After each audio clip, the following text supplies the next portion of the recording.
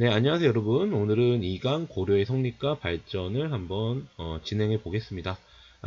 교과서는 114쪽부터 보시면 될 것 같아요. 이번 2강의 핵심 키워드는 여러분 태조, 광종, 그리고 과거제, 노비안건법, 그리고 성종, 시무 28조예요. 자, 이제 이거에 대해서 한번 알아보겠습니다. 후삼국 통일 과정을 먼저 볼 거예요. 자, 일단 우리가 왕건을 봐야겠죠. 왕건.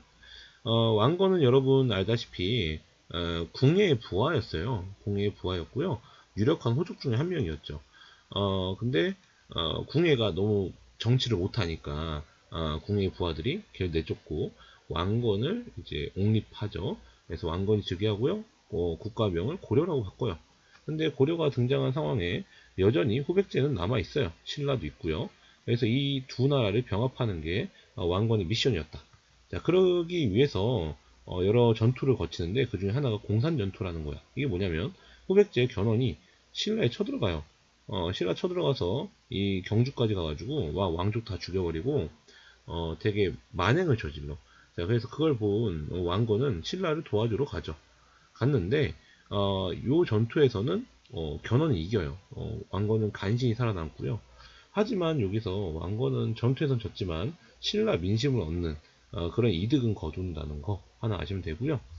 그 다음 고창 전투에서는 왕건이 이겨요. 근데 뭐 이런 전투는 이기고 지는 거죠. 근데 중요한 건 어쨌든 특히 이 공산 전투의 영향 때문인지 몰라도 935년에 신라의 마지막 왕인 경순왕이 고려에 항복을 하게 됩니다. 아, 이게 크죠. 아무래도 좀 크고요. 그 이후에 후백제 내부에서도 좀 분열이 발생해. 견훤의 아들인 신건과 또 다른 아들이 막 이렇게 왕위 계승 때문에 대립을 하게 되고요. 결국 그 과정에서 신검이라는 아들이 왕이 되면서 견훤을 쫓아내요. 그래서 견훤은 고려에 항복하게 되고, 이제 오히려 견훤이 자기 아들을 무찔러 달라고 요청하는 그런 상황이 되죠. 결국 936년 가면 후백제의 신검은 고려한테 굴복하게 되고요. 후삼국은 이렇게 통일이 됩니다. 후삼국이 통일할 즈음 돼서 위에 쪽에 있는 발해는 멸망하게 되는데요. 거란에 의해서 그 발해 유민들을 일부 유민들을 고려가 포용한다는 것도 참고로 아시면 좋을 것 같아요. 근데 이 과정에서 태조는 혼자서만 뭐랄까 혼자서의 힘으로는 통일을 할 수는 없었어요. 왜냐하면 신라 말에 워낙 각 지역에 유력한 호족들이 많았거든. 그래서 그들의 협조를 받아야 돼. 그러기 위해서 혼인을 많이 했어요. 유력한 호족들의 딸과 혼인을 하고 가족 관계를 맺음으로써 그들의 충성을 받죠. 반대로 또 그 호족들은 왕건과 혼인을 함으로써 아무래도 좀 뭐랄까 든든한 세력을 얻는 거잖아요. 그러니까 양쪽에 윈윈인 그런 정책이었던 거죠. 그 다음에 이거는 조금 상징적인 의미의 정책인데 성을 내려줘요. 그래서 뭐 성을 정해주는 거죠. 일종의 그 지역의 성씨를 뭐 너가 이제 그 지역의 성씨의 시조다 막 이런 식이야. 그러니까 뭐 예를 들면 경주 김씨다. 그러면은 당시에 신라의 마지막 왕인 경순왕이 고려에 항복한다고 했잖아요. 왕건은 그 경순왕한테 경주 김씨를 내려줘요. 그러니까 그 지역의 일정 세력을 인정해 주는 거죠. 그 어떤 사람들한테는 아예 왕건의 왕씨를 이렇게 하사해줘요. 이게 좀 더 세죠. 그러니까 왕건의 왕씨를 준다는 건 아예 왕건의 직계 가족처럼 완전히 왕건의 진짜 완전 제일 가까운 가족으로 인정한다는 거야. 그만큼 파워가 세질 수밖에 없죠. 근데 문제는 그리고 또 여러분 보시면 왕건은 이런 상징적인 정책뿐만 아니라 실제로 관직도 줘요. 그러니까 지방의 유력한 사람들 그 지방 출신 있죠. 예를 들어 경주 출신이라면 경주 출신 뭐 경순왕 그 사람한테 경주의 사신관을 임명하고 그 지역을 통제할 권리를 주는 그런 정책도 실시해요. 실질적으로. 근데 뭐 요렇게만 하면 호족들이 너무 힘만 세잖아. 그래서 호족을 견제하기 위한 정책으로 여러분 교과서에 보시면 기인이라는 게 있어. 기인. 기인이라는 게 있는데 이거는 인질 제도예요. 그러니까 호족들의 아들 같은 애들을 왕이 지금 거주하고 있던 수도로 끌고 오는 거죠. 그래서 호족 세력이 감히 쉽게 반란 일으킬 수가 없게 하는 그런 정책도 같이 했다. 라는 걸 참고로 알면 좋을 것 같아요.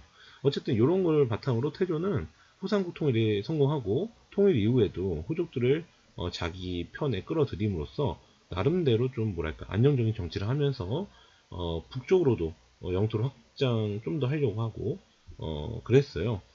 그랬는데 문제는 뭐냐면 제일 문제가 혼인 정책이 약간 부작용이 있어.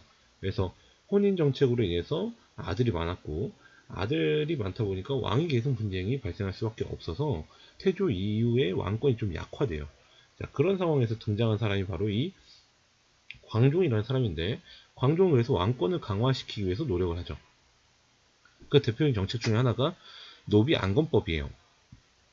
그러니까 여러분 노비는 뭔지 알 거야, 그쵸?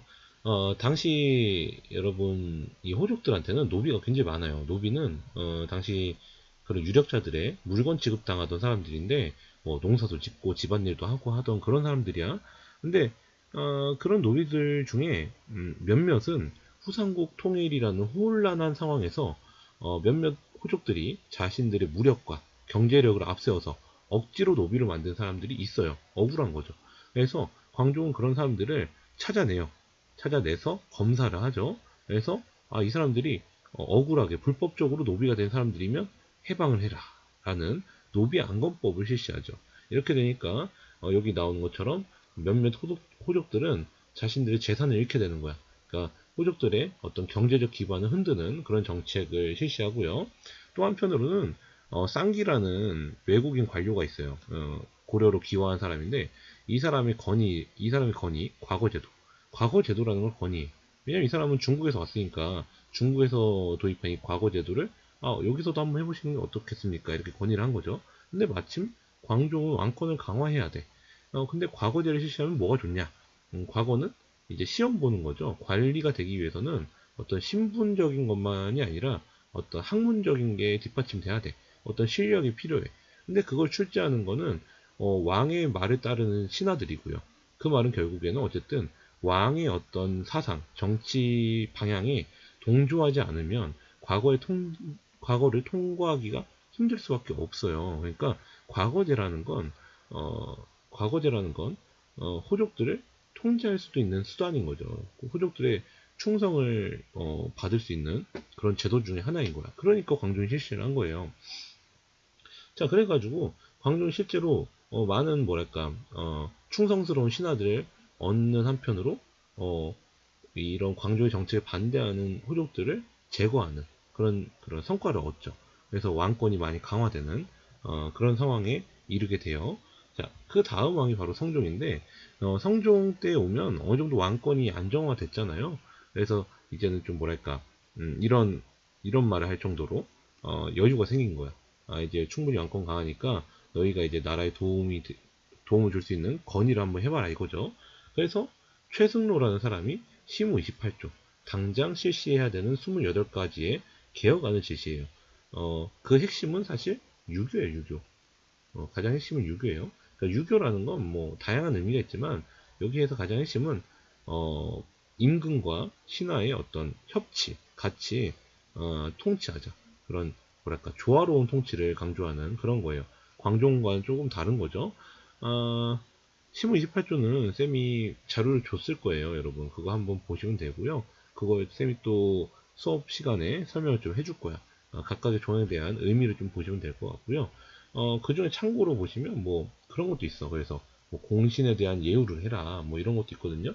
그래서 성종 때 이후에 성종 말기 또는 이 성종 다음 왕인 목종 때 실시하게 되는 게 바로 뭐냐면 이 음서라는 거예요. 음서.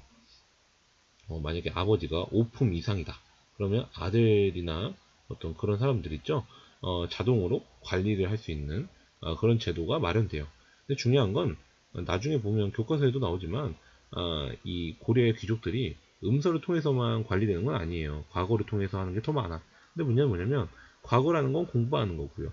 공부에 유리한 건 귀족일 수밖에 없어요. 그래서 이 귀족들은 음서나 과거를 통해서 특정 귀족들이 고위 관직을 세습하는 그런 현상이 발생해. 그런 귀족들을 바로 뭐라고 하냐면 문벌 귀족이라고 하는 거죠, 여러분. 그래서 이 신라 말에 등장한 호족 중에 이 광종, 성종, 그러니까 태조부터 해서 태조, 광종, 성종의 이런 지배 질서 정비에 점점 편입해 들어온 호족들은 중앙에서 문벌 귀족이 되는 거예요. 근데 그거에 동의하지 않고 계속 저항을 하거나 딱히 뭐 중앙으로 진출할 욕심까지 없던 호족들은 그냥 지방에서 계속 생활하면서 창리라고 하는 그냥 지방 행정 실무자가 되는 현상이 발생한다라고 알면 될 것 같아요. 요거는 이제 여러분 교과서에 더 자세한 설명이 있는데 어쨌든 그 성종 때 최승로가 제시한 시무 28조를 기반으로 해서 정비한 통치 체제라고 보시면 될 것 같아요. 그래서 중앙은 당의 삼성육부제를 도입해요. 그래서 우리식으로 약간 개편해서 이성육부라는 거를 정비를 하죠. 그래서 중서문화성은 어떤 정책을 만들어요. 국가를 운영하려면 정책이 필요하죠. 그 정책을 만들고요. 상서성이라는 데서 그 정책을 집행해요. 그 정책을 집행하기 위한 세부 부서가 이렇게 6가지가 있던 거고요. 그 다음에 여러분 보시면 뭐 중청, 어사대, 삼사 뭐 이런 게 있어. 삼사는 국가의 돈을 관리하던 곳이고요. 그 다음에 어사대는 뭐랄까 좀 검찰? 경찰? 뭐 그런 느낌이고요. 중초는 여러분 뭐 왕의 비서 같은 느낌이라고 하면 될 것 같고요. 도병마사는 이런 중서문화성이나 상서성의 고위 관료들 있죠. 그런 고위 관료들, 여기 있는 고위 관료들이 모여요. 임시로, 이건 임시기구야. 임시기구로 모여서 어떤 군사제도나 국방 문제를 협의하던 고려만의 제도예요. 고려만의 제도. 식목도감도 마찬가지야. 식목도감도 임시로 모이는 회의기구인데 이것도 고려에만 있는 거예요. 그러니까 약간 제도 같은 거 회의할 때 고위 관료들이 임시로 모였던 거고요. 이 두 가지는 고려에만 나오는 거니까 조금 알아두시면 좋죠. 그 다음에 지방은 여러분 그 성종의 그 최성로한테 받은 시무 28조 보면 지방간을 파견하라는 그런 개혁안이 있어요. 그거에 따라서 이제 지방 행정구역을 정비하고요. 실제로 뭐랄까 지방간을 파견하죠. 어디까지 파견하냐면 주로 뭐 여기까지 파견을 해요. 군현 이런 데까지. 근데 고려가 아직까지는 지방을 완전히 통제할 수가 없어가지고 모든 군현에 지방간을 파견하지 못해. 그래서 지방간을 파견한 군현을 주현이라고 하고요. 지방간을 파견하지 못한 현을 속현이라고 해요. 속현 여러분 속현 잘 안 써지는데 아마 쌤이 준 시대 개관 자료에 있어요. 속현이라는 게 있어. 그러면 지방간이 파견되지 않은 그 지방은 누가 도대체 관리를 하느냐? 바로 거기를 향리가 관리를 하는 거예요. 그렇게 아시면 되고 그 외에 약간 이건 일반 행정구역, 요 가운데는 일반 행정구역이라고 보시면 돼요. 도, 그다음에 뭐 부, 뭐 그다음에 주부, 군현, 막 그렇게 가는 거고 개라는 건 저기 국경 있죠. 국경 지역에 설치한 군사 지역이라고 보시면 되고요. 경기는 뭐냐면 수도, 개경 주변에 일정 지역을 경기라고 했고요. 그다음에 여기 보이는 향소부곡은 고려에만 있는 특수행정구역이야. 뭐 금광을 캐는 지역도 있고요. 또는 뭐 어떤 도자기를 만드는 데도 있고요. 그런 거를 특정하게 임무를 맡긴 그런 마을이라고 보시면 될 것 같아요. 지도를 보시면 이렇게 나오죠. 이런 교과서에도 있어요. 여기에 보시면 양계가 개가 여기 2개 있고요. 나머지는 도, 그리고 그 아래 뭐 군현 이런 게 있는 거예요, 여러분. 그다음에 여기가 개경이 수도고요. 그 주변이 경기예요, 여러분. 그렇게 참고로 알아두시면 될 것 같아요.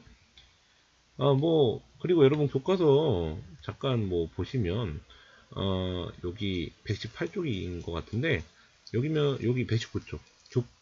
교육하고 과거제도 나와요. 여러분 광종 때 과거제도 실시한다고 했잖아요.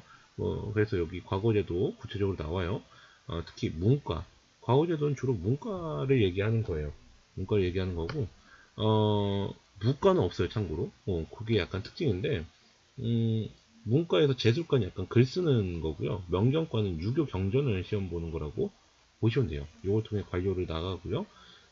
무과는 가끔씩 이제 여기 나오는 것처럼 무예랑 신체 조건 좋은 사람을 뽑았다고 생각하시면 되고요. 음선은 뭔지 알 거야, 여러분. 작과는 말 그대로 좀 잡다한 여러 가지 실용적인 그런 관리들 있죠. 기술관들 그거 뽑는 거고요. 승과 이게 약간 고려의 좀 특징이죠. 어쨌든 유교적인 걸 반영했어도 불교 국가긴 하구나라는 걸 알 수 있어요. 그 다음에 이 고려의 국가 교육기관으로 국자감이라는 게 있어. 이거는 뭐 비교하자면 조선의 성균관 같은 느낌이 있는 거죠. 그 다음에 지방에는 국가교육기관으로 향교가 있고요. 그런 다음에 공교육이 있으면 그 당시에 사교육이 있어요. 그래서 뭐 사학 시비도 뭐 이런 게 있었다라는 거 아시면 될 것 같아요. 뭐 이런 걸 통해서 고려의 이제 신문제도도 어느 정도 정비가 되죠. 아무래도 보시면 그래도 신라에 비해서는 지배계층은 늘어나요. 늘어나고 또 과거 제도가 요 양민 있죠. 양민 이상은 원칙적으로 과거로 볼 수가 있어요. 그러니까 신라는 예를 들면 여기서 완전히 막았잖아요, 승진을. 그래서 그 이하 육투품들의 막 불만이 컸다 하면 이제 원칙상으로는 중류층도 시험 보고 관료가 될 수 있어. 양민도 마찬가지야. 양민도 관료가 될 수 있어요. 그러니까 훨씬 개방적인 사회가 된 거죠. 근데 뭐 실질적으로 아까 얘기했지만 과거라는 건 이 관료, 기존 관료들한테 유리할 수밖에 없어요. 그래서 특정 가문이 계속 세습할 수밖에 없고, 그래서 고려 전개에는 그 세습한 특정 가문이 이끄는 시대가 되는 거죠. 문벌 귀족의 시대였다고 보시면 될 것 같아요. 자, 그래서 이 강은 여기까지 하고요. 우리가 아마 수업 시간에 이미 다 다뤘을 건데 약간 정리 느낌으로 그냥 들었으면 충분할 것 같아요. 자, 수고했습니다.